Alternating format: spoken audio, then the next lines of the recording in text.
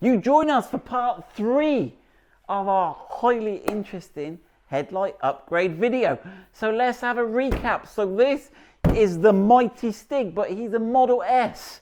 He is the cheapest Land Rover Defender 110 we could buy at the time. We bought the base model.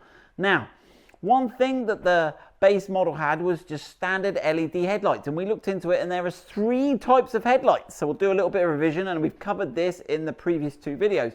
So the base ones are called LED headlights, and they don't have this signal. Let's take off the guards, Tyler.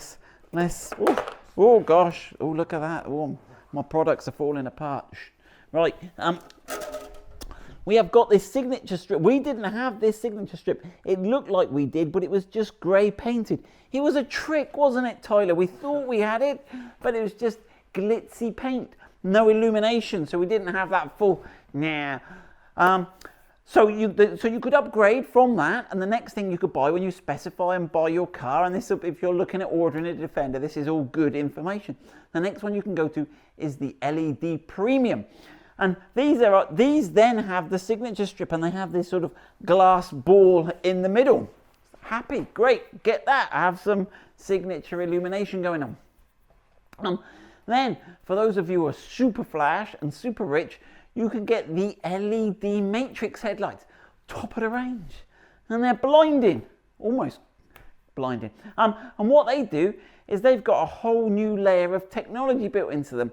And for the main beam, the low beams, dip beam's pretty much the same.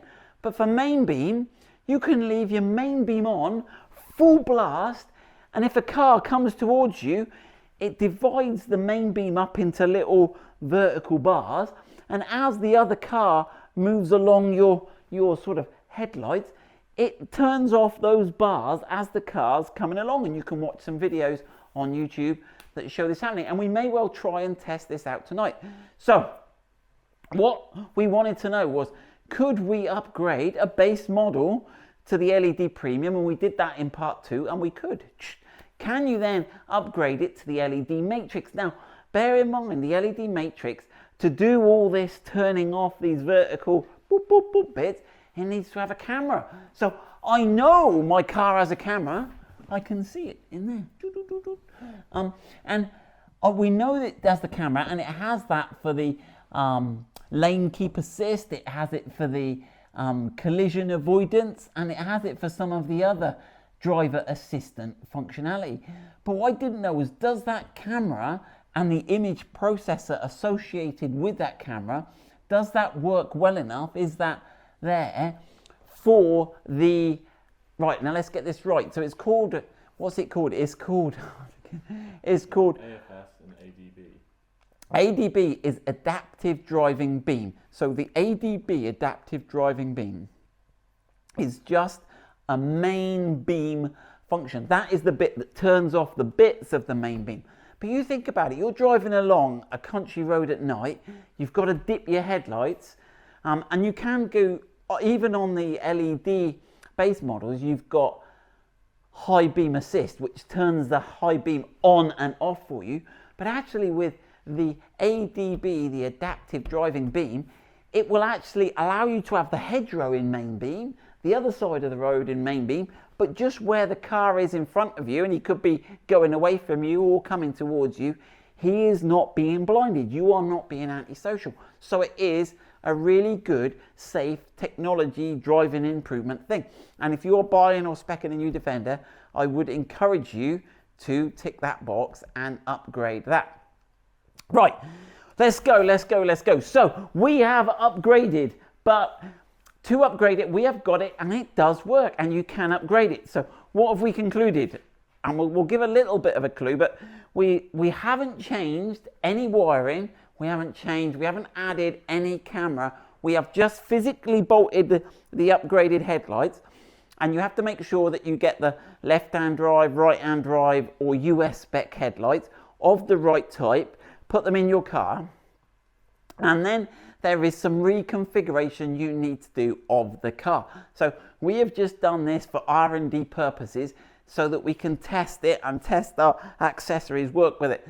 But I guess if you were so inclined and you had some headlights there and you knew who to contact, you could also do this yourself. But that's not something we are gonna encourage too much. I don't want to upset people at Land Rover. But we didn't manage to work out all the stuff ourselves, did we, Tyler? We did get some help from a very helpful guy called Mo, and he is really the expert on this. So we managed to work out the CCF changes. Now, so the car configuration file is something that even the main dealers cannot always change, and it tells the car what it's set up like, what the build spec is, and how it's configured. And there are certain parameters you would need to change in that if you reconfigure your headlights, and it's potentially very dangerous moving things around in there. So it's really not something we would encourage. But in addition to that, there are things on the Pivi system, because we'll have a look. There is a new menu you get up. So when I go to driver assistance, exterior lighting, originally I just have the high beam assist option, which you could turn on or off. But now, and in fact, you lose the high beam assist option. You don't need the automatic high beam assist, because you're driving everywhere with high beam on now, and we'll go into what conditions you need to meet to activate the system. But effectively, your high beam is on, your main beam is on all the time. So you have to have that menu, but you still have the ability to turn adaptive driving beam on or off. You can still do manually with pushing the columns forward and back, main beam on and off if you want. Right, let's go to the board and then we'll go and have a look. Right, so we've upgraded the car, it all works, there's no errors, we've got the menu sorted. Thanks, Mo, for your help. Right, but what have we learned?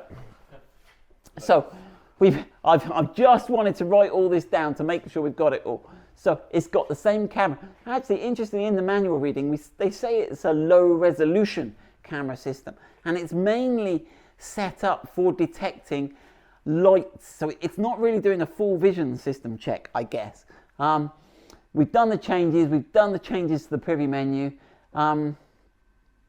Interesting, one thing we did learn in this little adventure is that this left-hand headlight has more wires going to it than the right-hand headlight, and this is the main controller, and there is actually a communication link from this headlight going to that headlight. The extra wires going to the left-hand headlight is from the height sensor, so it doesn't take its height sensors from the CAN bus, it takes it directly from the wheel height sensors.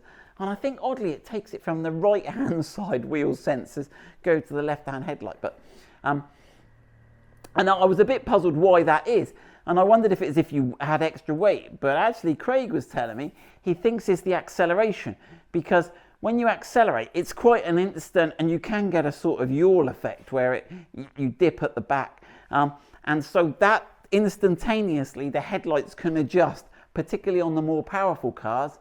Sorry, stick. Where it can dip, the headlights can account for that to stop you blinding people. Right, so we've covered all that. Right, so what have we got? We have got the main beam on all the time, and it's called the adaptive driving beam. We've covered that, and this is quite interesting, isn't it, Ty? So there are two functions, right, that are sort of the same but different. One of them is the adaptive driving beam, which is these vertical bars that allow you to have your sort of main beam on all the time. And the other one is a function called AFS, which stands for Adaptive Front Lighting System, AFS, and basically it does some other cool stuff to the headlights, and that is part of this LED matrix upgrade. And we will, low beam, isn't it? And that is on low beam, and we will talk about that in a minute. Right, but basically, so if you look at the ADB, I've done a little graph here because it got really complicated in a minute. So just focus on this. So this is speed, 0, 20, 40, 60, 80 miles an hour. Now, when you're doing a low speed, you don't need to have your main beam on, even though you could have and you wouldn't blind anyone. You're not going fast enough that you need to see that far ahead. But as you hit 25 miles an hour, okay, bam, your main beams will come on, as long as it's dark. Now there is a light sensor in the windscreen, light and rain sensor here, and when that senses it's dark and you are going over 25 miles an hour, it will say, come on, let's start the party, bam, let's have those main beams on. And it will stay on all the way up to however fast your car will go. But interestingly, as you slow down again, it stays on past 25 and all the way down to 15 miles an hour. So you've got this overlap, and that's quite good if you think about it, because why would they want that? But if you were driving along at like 25, 24, 25, 24, 23, 24, 25, your main beams would be going on and off and on and off and on and off. So they've got this hysteresis, this gap where it turns on here, you can slow down a bit, it doesn't turn off, and then you can, so if you're driving at a steady-ish speed, it won't keep coming on and off, which is why they have this hysteresis overlap. We'll come back to that in a minute. Right, so your main beam comes on all the time. Now, interesting, if you're thinking your adaptive driving beam isn't coming on, you go, why isn't the automatic main beam coming on? I'm doing 25 miles an hour. Why is it coming on? One, it could be because it's not dark enough. Secondly, you need to have the headlight stalk set to auto, so make sure you've got the auto. Thirdly, make sure your fog lights aren't on. So if your fog lights are on, obviously it's a different, you don't want your main beams on because you get dazzled by the mist and the fog. So that's quite good. Now this one tickled me. You've got to love Land Rover sometimes. They've thought of everything. They said, well, if you're going in reverse, you don't want your auto high beam. And I was thinking, well, if you just applied the speed logic, surely, unless it's only going to come on at 25 miles an hour, unless you were doing 25 miles an hour backwards, it wouldn't come on. So I don't know whether they needed this reverse one because they've kind of got it covered with the speed factor, you would have thought. But there we go. Might fall. Interesting. Adaptive driving beam, this main beam, its technology is quite new and it's only just been approved in the US. So I know the early Defenders, I don't think it was an option. So it may be that people might look at retrofitting this in the US where it's now legislation and previously you couldn't have it. But again, I don't know if the US cars have got all the hardware and I don't really want to get too involved in it, but I'm just trying to help where I can. Left-hand drive, right-hand drive. So we go to France occasionally and I was wondering, well, if I've got this set up, is it going to be looking for cars on the other side of the road? But I don't think it does, because if you were on a road and it was sweeping around the corner one way, or cars could be coming at you from both ways. So I think the camera system just looks at where it sees cars and just blanks out those columns of light. Who's calling me now? Right, it's Craig. I'll call you later, Craig. Right. This was it. So we're talking with Mo, and he's saying on some Jaguar cars, so on the headlight, you've got the main headlight, and on the back, you've got the ballast module. And be careful when you buy headlights that they've got the ballast module on the back of them. I've seen some for sale on eBay, and I nearly bought them, but then I realized they haven't got the aluminium heatsink hedgehog effect ballast on the rear of the headlight, and you can't buy those from Land Rover, and you can't swap them from one type of headlight to another. So be careful that you get the but back to my other point, Mo said that some cars he's seen on Jaguar where they have the car chassis number programmed into the headlights, and you've had to have the headlights matched to the chassis number of the car. We put brand new headlights in here, so we didn't, it was blank. So I don't know if that is a thing or not on the Defender. We have to try and test that at some point in the future. Right, now we will talk about, now we'll talk about adaptive front lighting system, AFS. So there is some really cool stuff and it sort of makes sense. And basically, Tyler drew this, but he did it left-hand drive, but his diagram is right. I think he copied it from the manual. So the car is super clever, and Land Rover don't tell us enough about the cool things. But basically, when you're driving at different speeds, the headlights can do some different stuff. So when you're on the motorway, the headlights actually lift up a bit and give you a bit of a further throw of light in front of you, because as you're driving faster, you need to see more of what's in front of you, way in front of you, than close by. And so when you're in the motorway mode, you can see that the light distribution pattern is much more forward than the other modes. Now, there is another mode called country mode, and the country mode looks like a standard low beam pattern. So this is all to do with low beam, dip beam, low beam, whatever you want to call it. And you can see that this is illuminating the pavement, and this is the way oncoming traffic would be. So it's not blinding anyone, but giving you more illumination to the side of the road. So this is fine. But then there is a city mode. Now I don't know how it does that. It might just move the headlight down a bit, and it will give you more, and that will cause a wider, more local spread of light closer to your car, which could be useful. But there's a complicated algorithm Land Rover applied to this. So, and I've tried to draw it here. Adaptive front lighting system. So in city mode works from 0 to 30 miles an hour. Once you're above 30, it swaps to another mode. And actually it goes over to the, oddly, what's called the country mode. The beam pattern with the standard one. And it goes to the, so the country mode, if you're in an urban area, turns on at 30. Obviously it takes over from the city mode in an urban area. It goes on to the country mode beam pattern. And then that goes from 30 miles an hour all the way up to 70. And now this is an interesting thing, isn't it, Tyler? You then go on to motorway mode. Now, Land Rover appeared to have set it to be 110 kilometers an hour, which is actually 68 miles an hour. Now, in the handbook we've read it had it as 70.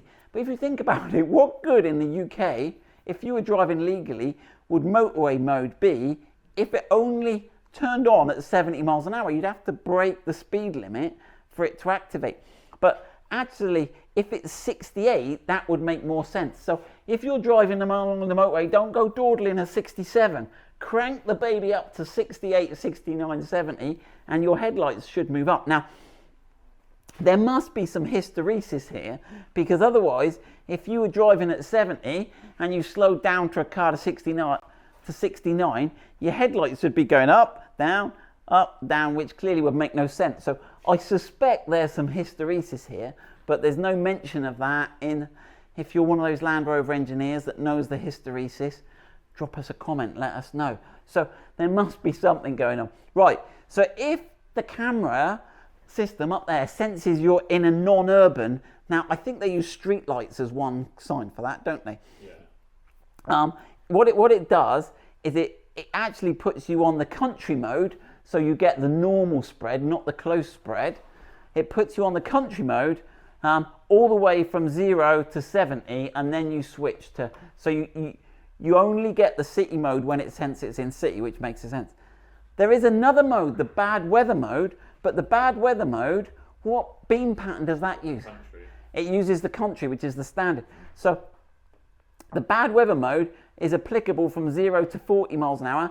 If you've used your windscreen wipers for more than 2 minutes continually, it says it's bad weather, and it gives you the country beam pattern, not the city beam pattern. But the manual didn't tell us what it reverts to after here. Well, it must be country. But it must go country, so it must go country, country. Yeah, so all it does is negate the city mode. But there we go. So that, I hope that explains that. Right, let's have a look at the car. Let's turn the headlights on. Are the keys in there, Tyler? Are we ready to go? Yeah. Right, I've got the microphone. Here we go. Bam.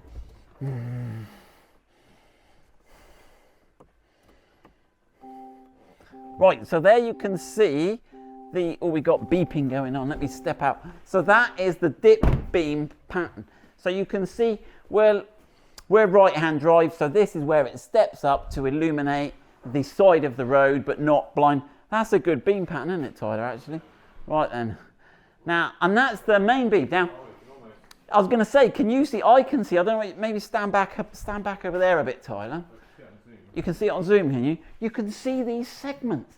And it's these segments that it turns off.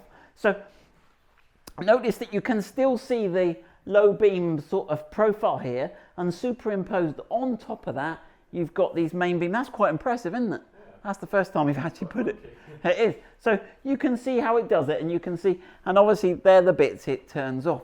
Now, we haven't, obviously it's not active. We're going to have to drive it, and I don't know if I'll do it on this video. I think I've talked too much. We'll probably put another video where we actually do a nighttime test of the adaptive driving beam to see how it works in reality. Right, anything else we need to see? Let's look at the menu. You jump in that side, Tyler. Keep going. Right then. Oh, I'm out of petrol, look. Right, so if we go, let's shut the doors and we'll be bonging. Boom. Here we go, and let's go. I've got to remember how to do this now. And we want to go in vehicle, driver assister, exterior lighting, sorry. Okay, so you will see now we have got this adaptive driving beam. So part of the upgrade is you actually have to upgrade the PIVI system, where previously, and I'll try and put a picture up on the screen of it now, we had auto high beam assist. But now that's gone and we've got this adaptive driving beam. This is just to do with how long the lights stay on after I lock the car.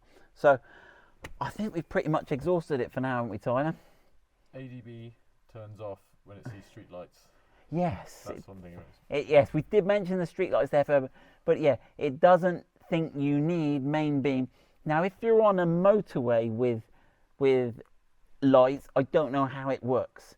And apparently sometimes if it sees highly reflective road signs, that because sometimes if you've got main beam on a road sign, it dazzles back at you. Apparently sometimes the camera senses that and it will turn off one of the segments to the road sign so that it's not dazzling you. But again, with all these things, it's a question we need to use it and see how well it works in practice. Sorry it's been a super waffly talky video, but it's quite technical. But I hope that has helped you understand ADB, AFS, LED matrix,